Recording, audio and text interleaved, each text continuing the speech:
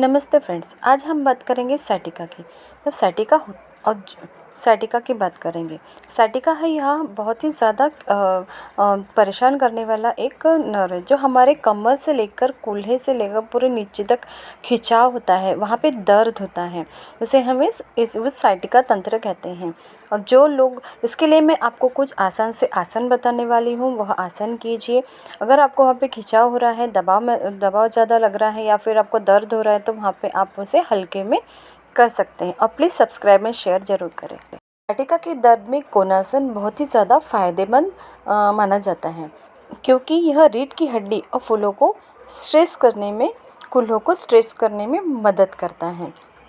तो जैसे वह रीढ़ की हड्डी और कूल्हों में जो खिंचाव आता है, वह जिससे साटिका नस पर पड़ने वाला दबाव कम होता है और यह पीठ के निचले हिस्से के दर्द में राहत भी देता है। साथ ही साथ आपका लचीलापन लाता है। दूसरा देखेंगे हम मर्कट आसन।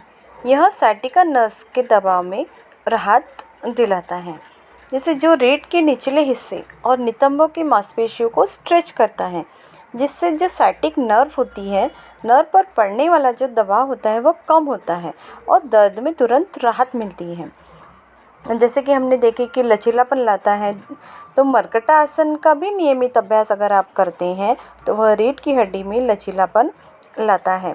अगर आपको बहुत ज़्यादा तकलीफ़ है तो वहाँ पे जो पीठ के निचले हिस्से में आपके कमर से लेकर आपके जो कमर से लेकर कूल्हों से लेकर पैर तक जो हिस्सा है, वहाँ पे अगर अकड़न हो रही है तो उस मांसपेशियों को भी आराम देता है। पीठ और स्लिप डिस्क में भी बहुत ज़्यादा फायदेमंद होता है यह मर्कटा आसन। पाचन में भी सुधार लाता है। रीढ़ की हड्डी को घुमाने के कारण यह पेट के अंगों को जैसे कि उत्तेजित करता है, जिससे पाचन क्रिया संतुलित रहती है।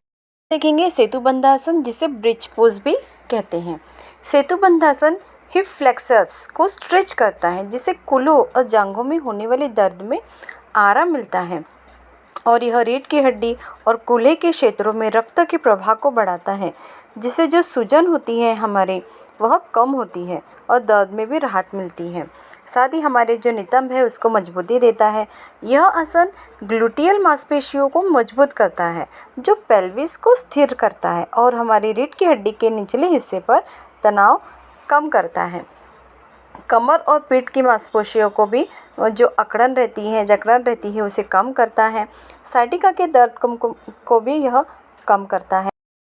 नसों के दबाव में कमी लाता है।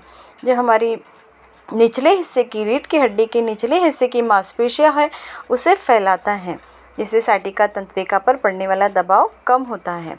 कमर की अकड़न और पीठ की मांसपेशियों की जकड़न को कमर दर्द में आराम पहुंचाता है।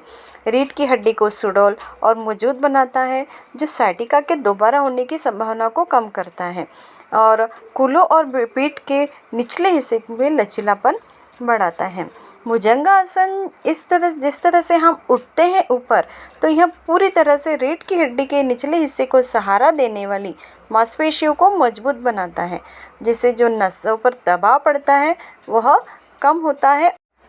पूरे आसन करने के बाद आपको हाथ पे हाथ रखकर इस तरह समग्रासन की स्थिति में लेटना है, क्योंकि आपको जहाँ भी दर्द हुआ है या फिर खिंचाव हुआ है या फिर आपकी थकान है, वह आपको इस आसन में रहने से आराम दिलाता है।